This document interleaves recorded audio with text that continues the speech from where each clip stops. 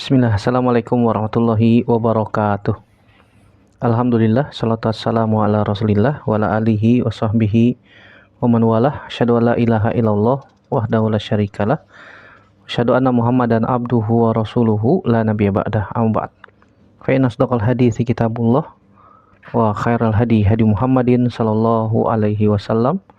Syarrul umuri muhdatsatuha wa kullu muhdatsatin bid'ah wa kullu bid'atin dhalalah wa kullu dhalalatin finnar. Ayyuhal ikhwah, hazanallahu wa iyyakum ajmain. Alhamdulillah, segala puji hanya milik Allah Subhanahu wa taala yang kembali mempertemukan kita dalam media ini untuk melanjutkan pelajaran kita dari kitab Ad-Durus Al-Yaumiyah. Sekarang kita masuk pelajaran yang ke-246, yaitu al-iman bihidayatillahi liman yasha'u fadlan wa rahmatan wa idlalihi liman yasha'u adlan wa hikmatan wa anal abda huwad dhalu wal muhtadi haqiqatan. Yaitu beriman bahwasanya hidayah Allah Subhanahu wa taala Allah berikan kepada siapa saja yang Allah kehendaki berdasarkan karunia dan rahmat dari Allah Subhanahu wa taala. Dan Allah Subhanahu wa taala menyesatkan siapa saja yang Allah Subhanahu wa taala kehendaki berdasarkan keadilan dan hikmah yang Allah Subhanahu wa taala telah tetapkan, dan bahwasanya hamba itu hakikatnya adalah sesat dan membutuhkan hidayah dari Allah Subhanahu wa taala. Dalam pembahasan ini, saudaraku rahimanillah wa ikum ajmain, kita dapat mengetahui bahwasanya yang memberikan hidayah itu hanya Allah Subhanahu wa taala. Hanya dari Allah Subhanahu wa taala, yaitu hidayah taufik. Allah Subhanahu wa taala memberikan hidayah kepada siapa saja yang Allah kehendaki. Allah menyesatkan siapa saja yang Allah Subhanahu wa taala kehendaki. May yahdihillahu fala mudhillalah wa may yudlil fala hadiyalah. Siapa saja yang Allah Subhanahu wa taala berikan hidayah, maka tidak ada satupun makhluk di alam semesta ini yang bisa menyesatkan dia. Sebaliknya, siapa saja yang disesatkan oleh Allah Subhanahu wa taala, maka tidak ada satupun makhluk di alam semesta ini yang bisa memberikan dia hidayah. Ya, itu sudah digambarkan oleh Nabi Shallallahu Alaihi Wasallam. Siapa saja yang diberikan hidayah oleh Allah Subhanahu Wa Taala, tidak akan ada satupun makhluk di alam semesta ini yang bisa menyesatkan dia. Karena Allah sudah berikan petunjuk kepadanya. Allah Subhanahu Wa Taala berikan kepadanya jalan menuju kebenaran. Dan sebaliknya, siapa saja yang hatinya sudah dikunci rapat, sudah digembok mati oleh Allah Subhanahu wa taala, maka tidak ada satupun makhluk di alam semesta ini yang bisa memberikan dia hidayah. Kenapa? Karena Allah Subhanahu wa taala sudah kunci rapat hatinya. Ya, tidak akan ada yang bisa memberikan dia hidayah kecuali Allah Subhanahu wa taala. Sebagaimana yang kita ketahui dari kisahnya Abu Thalib, paman Nabi Shallallahu alaihi wasallam, bahwasanya beliau orang yang paling mengenal Nabi SAW. Dari Nabi SAW kecil, setelah wafatnya kakeknya Nabi SAW, ketika Nabi berusia kurang lebih 8 tahun, ya, kakeknya wafat. Kemudian berpindah pengasuhan Nabi SAW ke pamannya, itu Abu Thalib. Abu Thalib saudara kandung bapaknya Nabi SAW. Saudaranya Abdullah, dari jalur satu bapak satu ibu. Karena Abdul Muthalib punya istri lebih dari satu.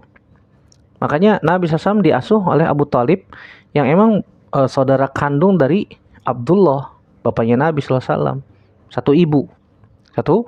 Satu ibu.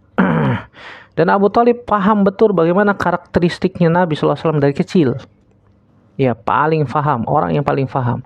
Sehingga ketika Nabi SAW mendapatkan wahyu dari Allah Subhanahu wa taala, Abu Thalib membela Nabi SAW dengan jiwa dan raganya. Bahkan beliau menjadi tameng hidup bagi Nabi SAW, bagi Nabi Shallallahu alaihi wasallam. Siapa saja yang hendak mencelakai Nabi SAW, maka Abu Thalib maju sebagai bentengnya, sebagai tameng Nabi Shallallahu alaihi wasallam. Sebagaimana ketika Nabi SAW sudah mendapatkan wahyu, kemudian berdakwah di kota Mekah, sehingga orang-orang kafir tidak suka dengan dakwah Nabi SAW. Akhirnya mereka datang kepada Abu Thalib. Wahai Abu Thalib, kalau engkau tidak menghentikan apa yang dilakukan oleh Muhammad, maka kami akan menghentikannya. Ya, sampai Abu Thalib mengatakan, ini urusanku. Iya, jangan macam-macam dengan anakku. Ini anakku, aku yang mengasuhnya, aku yang membimbingnya. Kalau ada yang terjadi sesuatu kepada Muhammad, maka ya kalian harus berhadapan dengan diriku. Sampai ketika orang kafir membawa seorang pemuda untuk barter dengan Nabi Shallallahu Alaihi Wasallam, Abu Thalib menolak. Iya, bisa matatlubun, sangat buruk sekali apa yang kalian minta ini, kata Abu Thalib. Apakah kalian hendak memberikan anak kalian kepadaku untuk aku asuh, untuk aku didik, sedangkan aku memberikan anakku kepada kalian untuk kalian bunuh? Ya ini marah Abu Thalib, sehingga orang-orang kafir Quraisy ketika diusir mentah-mentah oleh Abu Thalib. Lihat bagaimana Abu Thalib membela Nabi Sallallahu Alaihi Wasallam. Tapi ketika Abu Thalib sakaratul maut di tahun ke-10 kenabian waktu itu ya, Nabi SAW berusaha untuk mengajak Abu Thalib untuk masuk Islam. Seraya mengatakan, ya ammi kulla ilaha illallah kalimatun ahaju bika indallah yaumil qiyamah. Wahai pamanku, ucapkanlah la ilaha illallah, dengan kalimat itu aku akan berhujah nanti di hadapan Allah Subhanahu wa taala. Engkau sudah masuk Islam. Tapi ternyata di sampingnya ada Abu Jahal, ada Abu Lahab. Seraya mengatakan, wahai Abu Thalib, apakah engkau akan mengikuti agama Muhammad dan meninggalkan agama nenek moyangmu? Iya, akhirnya Nabi ulangi lagi, ya ammi kulla ilaha illallah kalimatun ahaju bika indallahi yaumil qiyamah. Diulangi lagi oleh Abu Jahal dan konco-konconya. Apakah engkau hendak meninggalkan agama nenek moyangmu? Lihat bagaimana dalilnya, hujahnya Abu Jahal dengan agama nenek moyang, subhanallah. Dan itu zaman sekarang masih ada yang Abu Jahal seperti itu. Kalau ada orang yang mendakwahi kebenaran dengan Al-Quran dan hadis Nabi SAW yang sahih, ya dibilangnya menentang agama nenek moyang. Subhanallah. Emangnya agama nenek moyang kita apa, kan begitu? Sehingga akhirnya Abu Thalib, qadarullah ya, wa masya'a fa'al, wa man lam yasha' lam yakun. Akhirnya Abu Thalib meninggal ala millati Abdul Muttalib, di atas agamanya Abdul Muttalib, alias agama nenek moyang, penyembah berhala. Ingat bahwasanya hidayah yang Allah Subhanahu wa taala berikan kepada orang yang Allah Subhanahu wa taala kehendaki itu mahal. Sehingga ketika hal itu terjadi, Abu Thalib wafat, Allah Subhanahu wa taala menurunkan sebuah ayat yang berbunyi, innaka latahdi man ahbabta walakinallaha yahdi may yasha. Engkau wahai Muhammad tidak bisa memberikan hidayah kepada siapa saja orang yang engkau cintai, tapi Allah Subhanahu wa taala memberikan hidayah kepada siapa saja yang Allah kehendaki. Ini menunjukkan bahwasanya hidayah itu adalah milik Allah Subhanahu wa taala, dari Allah Subhanahu wa taala sebagai karunia, sebagai rahmat kepada hambanya. Sehingga Nabi sallallahu alaihi wasallam pun meminta kepada Nabi sallallahu alaihi wasallam agar Abu Thalib diberikan azab yang paling ringan di neraka. Ya, diberikan terompah dari api neraka, kemudian otaknya mendidih.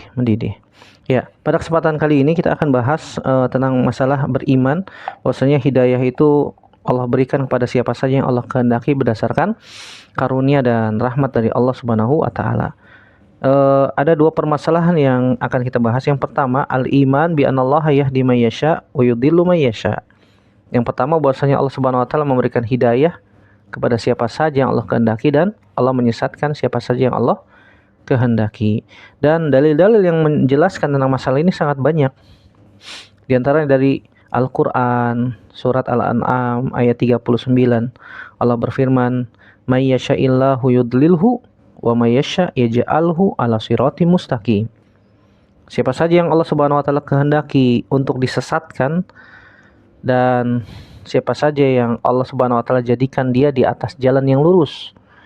Ya, siapa saja yang Allah kehendaki berada di jalan kesesatan, maka dia akan sesat. Dan siapa saja yang Allah Subhanahu wa taala kehendaki berada di atas jalan yang lurus, maka dia akan berada di atas jalan yang lurus. Maka berbahagialah dan memohon taufik, memohon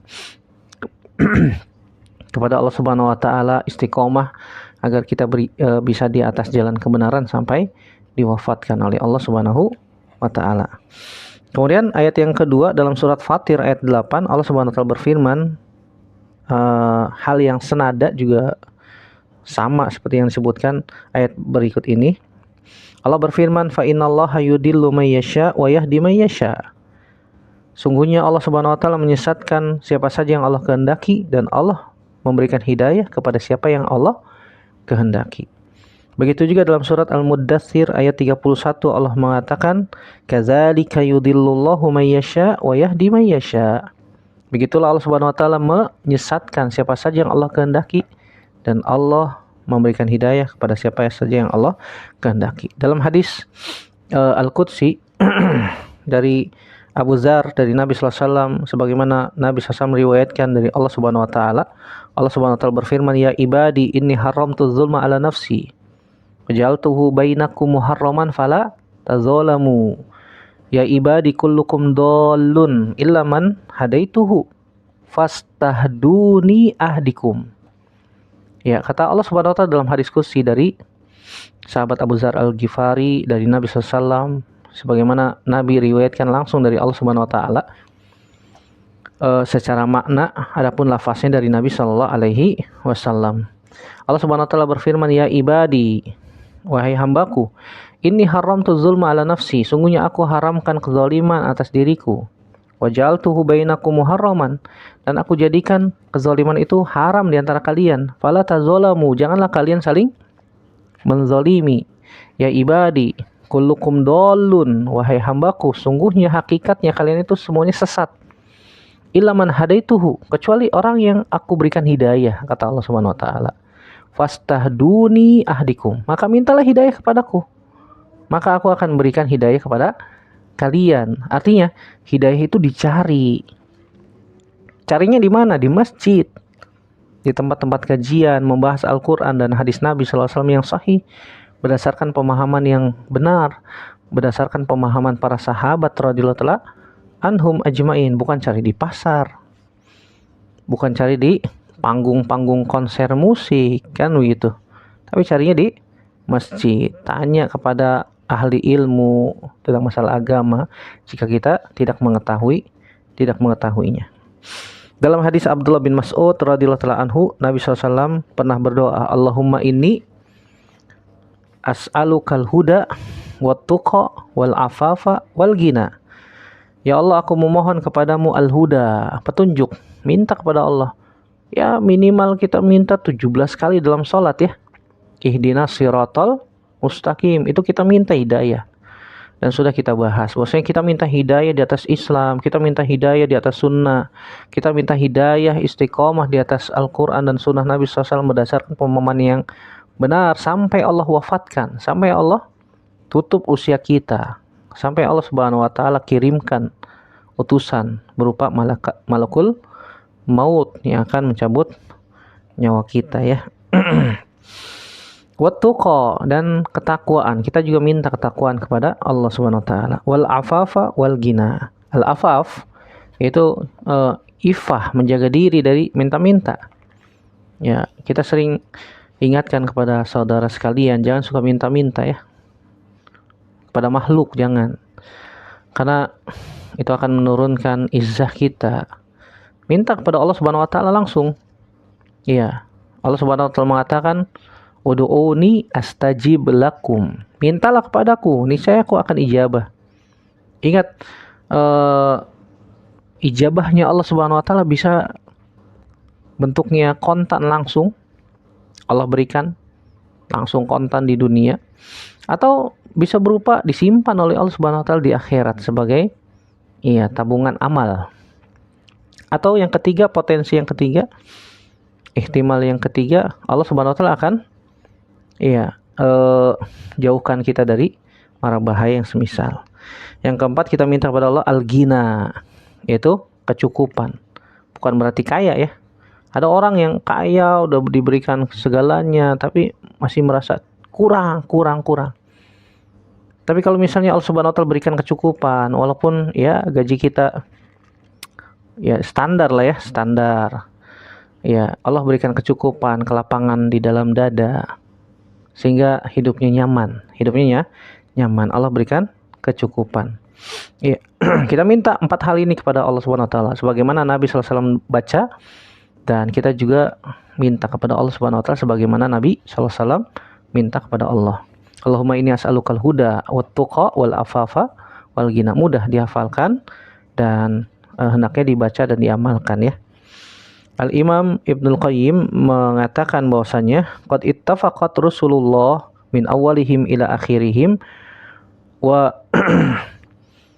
kutubuhu al-munazzalah alaihim ala annahu subhanahu yudillu man yasha wa yahdi man yasha wa annahu man yahdihillahu fala mudilla lahu wa may yudlil fala hadiya lahu wa anal huda wal idlal biyadihi la biyadil abdi wa anal abda huwa ad-dallu awil muhtadi wal hidayatu wal idlalu fi'luhu subhanahu wa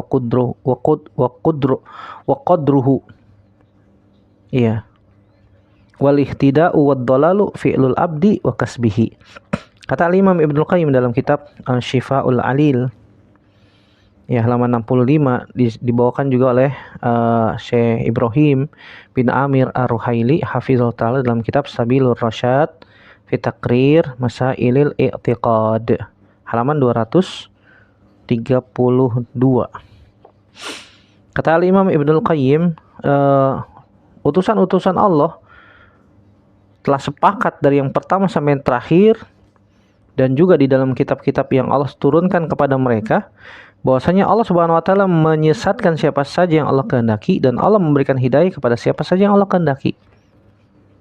Dan bahwasanya siapa saja yang Allah Subhanahu wa taala sesatkan, siapa saja yang Allah Subhanahu wa taala berikan hidayah, fala mudilla lahu, maka tidak ada yang bisa menyesatkan dia. Sebaliknya, siapa saja yang disesatkan oleh Allah, maka tidak ada yang bisa memberikan hidayah kepadanya. Dan bahwasanya hidayah dan kesesatan itu di tangan Allah, bukan di tangan makhluk. Fulan itu disesatkan atau diberikan hidayah itu milik Allah Subhanahu wa taala keputusannya. Iya. Wa anal abda huwa ad-dallu awil muhtadi. Adapun hamba yang dia diberikan kesesatan ataupun diberikan hidayah, itu semuanya adalah menurut kemampuan Allah Subhanahu wa taala. Allah Subhanahu wa taala Maha mampu atas segala sesuatu. Ini sudah ketetapan Allah Subhanahu wa taala. Sebagaimana juga dikatakan oleh Syekhul Islam Taimiyah, "Wa mimma tafaqa alaihi salaful ummah wa imatuha ma imanihim bil qada'i wal qadar wa anallahu khaliqu kulli syai' wa annahu ma syaa kana wa ma lam yasha lam yakun wa annahu yudillu man yasha wa yahdi man yasha." Dan sebagaimana disepakati oleh salaful ummah, itu para sahabat radhiyallahu anhum dan juga imam-imam setelah mereka, ya bahwasanya mereka beriman dengan ketetapan dan takdir Allah Subhanahu wa taala. Allah yang telah menciptakan segala sesuatu. Jika Allah Subhanahu wa taala berkehendak maka akan terjadi. Jika Allah Subhanahu wa taala tidak berkehendak maka tidak akan terjadi. Dan bahwasanya Allah Subhanahu wa taala menyesatkan siapa saja yang Allah kehendaki. Allah Subhanahu wa taala memberikan hidayah kepada siapa saja yang Allah kehendaki. Ini disebutkan oleh beliau dalam Majmu' Fatawa. Ini poin permasalahan pertama. Bahwasanya beriman, bahwasanya Allah Subhanahu wa taala yang memberikan hidayah dan menyesatkan ya siapa saja yang Allah kehendaki. Yang kedua, permasalahan yang kedua, al-iman bi anna hidayat Allah liman syaa hidayatuhu bi fadlihi wa rahmatihi wa idlalihi liman syaa idlaluhu bi hikmatihi wa adlihi la zulma fi zalik. Ketika Allah Subhanahu wa taala, kita harus beriman, Allah Subhanahu wa taala memberikan hidayah kepada siapa saja yang Allah kehendaki. Allah menyesatkan siapa saja yang Allah kehendaki. Bukan berarti Allah zalim, tidak.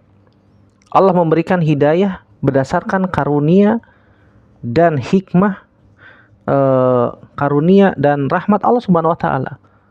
Allah memberikan hidayah berdasarkan karunia dan rahmat Allah Subhanahu wa taala. Dan Allah menyesatkan seorang hamba itu karena keadilan Allah Subhanahu wa taala dan ya, hikmah yang Allah Subhanahu wa taala tentukan di dalam masalah itu. Ya, ini tidak menunjukkan Allah Subhanahu wa taala zalim, tidak. Seperti misalnya Contohnya ketika kita membuat peraturan ya di rumah, membuat peraturan di rumah misalnya. Kalau anak kita melakukan sebuah ketaatan, maka kita akan berikan reward, kita akan berikan hadiah. Kita akan berikan hadiah.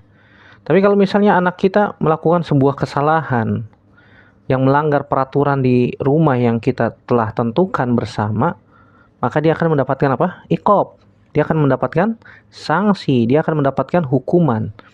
Apakah ketika anak itu melakukan sebuah kesalahan melanggar peraturan yang telah kita buat, kemudian kita berikan hukuman, kita zalim kepadanya?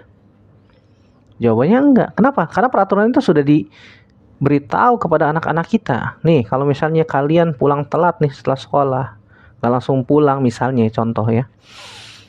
Main dulu misalnya, habis pulang sekolah main ke rumah teman lah, apalah. Ya, tiba-tiba pulang sampai malam atau sore, subhanallah. Ini melanggar peraturan nih. Maka bisa dihukum, bisa diberikan iqab. Apa iqabnya? Misalnya besok nggak dikasih uang saku lah, atau yang lain yang telah ditentukan. Dan anak itu sudah tahu nih, kalau pulang telat nih dari sekolah akan diberikan hukuman. Nah, setelah kita beritahu peraturan itu kepada anak-anak kita, kemudian ternyata mereka melakukan sebuah kesalahan dan melanggar peraturan, kemudian kita hukum, apakah kita zalim? Jawabannya enggak. Ya, justru itu sebagai bentuk efek jera kepada anak supaya jangan mengulangi kesalahan itu lagi. Ketika mereka melakukan ketaatan, membantu orang tua, kemudian mereka juga bahkan mendapatkan prestasi di sekolahnya misalnya. Kemudian kita berikan hadiah, reward. Apakah kita pilih kasih? Jawabannya tidak. Yaitu berdasarkan keadilan yang telah kita amalkan. Iya, yang melanggar peraturan diberikan hukuman, yang taat akan diberikan hadiah. Begitu juga Allah Subhanahu wa taala. Allah Subhanahu wa taala dengan hikmah dan karunia-Nya Allah memberikan hidayah. Padahal Allah Subhanahu wa taala sudah mengutus para nabi dan rasul. Allah menurunkan Alkitab. Nih, peraturannya. Iya. SOP-nya sudah jelas, standar operasional prosedur sudah jelas. Allah telah turunkan Alkitab. Allah telah mengutus para nabi dan rasul. Peraturan sudah jelas, tinggal baca tuh. Ternyata ada yang melanggar. Ketika ada yang melanggar, ada yang ingkar, nggak mau taat sama Allah Subhanahu wa taala, nggak mau taat sama Nabi sallallahu alaihi wasallam, kemudian Allah hukum dia, apakah itu menunjukkan Allah zalim? Jawabannya tidak. Kalau misalnya ada orang yang mengatakan, yang mereka menganggap bahwasanya Allah Subhanahu wa taala zalim. Mereka menganggap bahwasanya Allah Subhanahu wa taala pilih kasih. Allah memberikan hidayah kepada si fulan, menyesatkan kepada si fulan. Kemudian Allah Subhanahu wa taala memasukkan si fulan ke dalam surga, kemudian masukkan si fulan ke dalam neraka. Ini Allah zalim, kata mereka, subhanallah.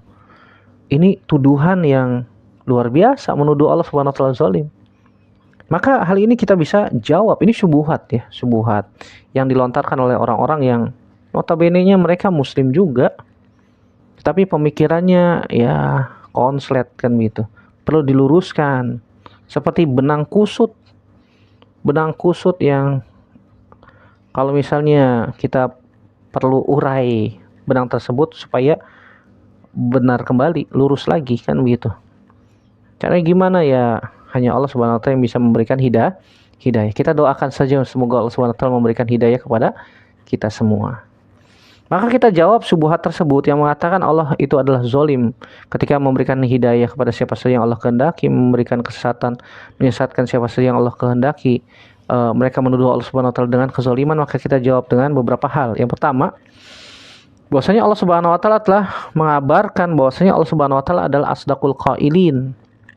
Allah Subhanahu wa taala adalah satu-satunya zat yang perkataannya maha benar.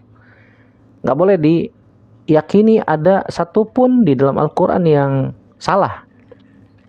Kalau misalnya ada manusia yang mengatakan dalam Al-Quran itu ada yang salah, wah ini berbahaya. Ini berbahaya. Ini bisa mengakibatkan si fulan tersebut, seseorang itu bisa keluar dari jalur keimanan. Itu bisa menyebabkan keluar dari jalur keislaman. Ya. Allah Subhanahu wa taala itu tidak zalim kepada makhluknya, dan ini Allah Subhanahu wa taala telah tetapkan sendiri dalam Al-Qur'an. Dan Allah Subhanahu wa taala telah berjanji, dan Allah la yukhliful mi'ad. Allah tidak mengingkari janji, tidak. Allah katakan dalam surat An-Nisa ayat 40, Allah mengatakan innallaha la yuzlimu mithqala dzarrah. Allah Subhanahu wa taala tidak berbuat zalim sedikit pun juga. Mithqala dzarrah benda yang paling kecil misalnya di dunia, partikel yang paling kecil. Sekecil apapun Allah tidak zalim. Allah tidak zalim. Wa in taku hasanatan yudhaifha wa yu'ti min ladunhu ajran azima. Kalau ada orang yang melakukan sebuah ketaatan, kebaikan, puasa misalnya, Allah akan berikan pahala yang berlipat ganda. Tapi kalau misalnya ada orang yang berdosa, Allah hanya berikan satu catatan dosa saja. Ini luar biasa hikmah Allah Subhanahu wa ta'ala. Allah Subhanahu wa ta'ala rahmat kepada hambanya. Kalau ada orang yang melakukan ketaatan, Allah berikan lipat gandakan pahalanya, luar biasa besar, sampai ada afan katsira, sampai berlipat-lipat ganda. Tapi kalau ada orang yang melakukan dosa, Allah tulis satu saja. Ini rahmat Allah Subhanahu wa ta'ala. Begitu juga dalam surat Yunus ayat 44, Allah berfirman, innallaha la yuzlimun nasa syai'an walakinnan nasa anfusahum yadhlimun. Allah tidak menzalimi manusia syai'an, sedikit pun juga. Tapi kebanyakan manusia itu yang menzalimi diri mereka sendiri. Ya, dalam surat Al-Kahfi ayat 49 Allah mengatakan wala yadhlimu rabbuka ahada. Allah tidak berbuat zalim kepada seorang pun juga. Oleh karena itu wajib kita imani Allah perkataannya maha benar. Allah tidak menyelisih janji. Kalau ada yang mengingkari tentang kebenaran Al-Quran, ini berbahaya ya. Berbahaya. Dia bisa terjatuh kepada munafik, zindik, kafir, dan seterusnya ya. Nasallallahu salamatu wal afiyah. Yang kedua, kita jawab dari sisi yang kedua, yaitu anallaha khataban nasa kullahum bi khitabin wahidin tasawa fihi al-mu'min wal kafir an tariqi rusulihi wa da'ahum lil iman. Allah Subhanahu wa taala memberikan khitab kepada manusia secara umum, mengajak manusia supaya masuk kepada dalam agama Islam, memenuhi panggilan, ajakan, seruan para nabi dan rasul yang diutus oleh Allah Subhanahu wa taala ke muka bumi. Orang mukmin, orang kafir juga diseru semuanya. Iya, yang mau ikut silahkan, yang nggak mau ikut ya nanti ada hukumannya, kan begitu. Yang ikut dakwah seruan para nabi dan rasul maka akan diberikan ganjaran berupa pahala, yaitu surga Allah Subhanahu wa taala. Yang kedua, bahwasanya anna hidayata at-taufiq famarji'uha lil fadli war rahmah. Bahwasanya hidayah taufik itu dikembalikan kepada karunia dan rahmat Allah Subhanahu wa taala. Dan syubhat ini yang mengatakan bahwasanya Allah itu zalim, ini tersebar karena kebodohan tentang jenis-jenis hidayah yang sudah pernah kita bahas. Silakan dicek video sebelumnya tentang jenis-jenis hidayah. Dan tidak bisa membedakan antara hidayah irsyad dengan hidayah taufik, sehingga mereka melontarkan syubhat bahwasanya Allah zalim. Kalau misalnya kita bahas lagi, ya ini waktunya panjang ya. Silakan dicek di video sebelumnya tentang macam-macam hidayah. Kemudian yang keempat, anallaha qad akhbara fi kitabihi anna sababal hidayah wal ghawayah wat taisir wat ta'sir. Allah Subhanahu wa taala telah menjelaskan, mengabarkan di dalam Al-Qur'an tentang sebab-sebab hidayah dan sebab-sebab kesesatan. Allah sudah jelaskan nih sebab-sebabnya hidayah, dapat hidayah ini nih. Kalau mau jalanin. Nih sebab-sebab orang itu sesat seperti ini nih. Kalau mau sesat jalankan. Kan begitu. Allah Subhanahu wa taala sudah berikan pilihan. Ya, manusia memiliki pilihan. Allah Subhanahu wa taala berikan pilihan kepada manusia. Ya, silahkan tinggal dipilih. Allah telah kabarkan dalam surat Al-Lail ayat 5 sampai 10. Allah SWT mengatakan, Fa amma man a'ta wattaqa wa saddaqa bil husna fasanuyassiruhu lil yusra. Wa amma man bakhila wastagna wa kadzdzaba bil husna fasanuyassiruhu lil usra. Ya, kata Allah, siapa saja yang suka memberi dan dia bertakwa, membenarkan al-husna, mengimani al-husna. Walaupun tafsiran al-husna ini banyak, ya, ada yang mengatakan itu adalah surga. Ada orang yang mengimani surga, ada orang yang tidak mengimani surga. Katanya surga itu cuma fantasi belaka. Iya, cuma khayalan. Padahal surga itu hakiki ada. Dan sudah Allah ciptakan. Siapa saja yang suka memberi, bertakwa dan beriman, surga itu ada. Maka Allah akan tunjukkan jalannya yang mudah. Allah akan mudahkan jalannya menuju hidayah Allah Subhanahu wa ta'ala. Tapi sebaliknya, wa amma membakhila wastagna. Ada orang yang bakhil, gak mau suka memberi, pelit, dan dia merasa cukup dengan dirinya. Saya yang hebat, saya mah mampu segalanya. Dia gak butuh Allah Subhanahu wa ta'ala, subhanallah. Dan dia juga tidak mengimani tentang al-husna, tidak mengimani tentang surga Allah Subhanahu wa ta'ala. Sebagaimana tadi sudah kita sebutkan, ada orang yang tidak beriman dengan adanya surga. Maka kata Allah apa? Fasanuyassiruhu lil usra. Kami akan mudahkan jalannya menuju kesulitan. Hidupnya sulit dunia akhirat. Subhanallah. Nasallallahu salamata wal afiyah. Allah Subhanahu wa ta'ala telah tunjukkan jalan kemudahan menuju hidayah dan jalan menuju kesesatan. Poin yang kelima, anna takdirullah lidzunubi wal khataya 'alal usati min nau'il uqubah 'ala dzunubi sabiqah.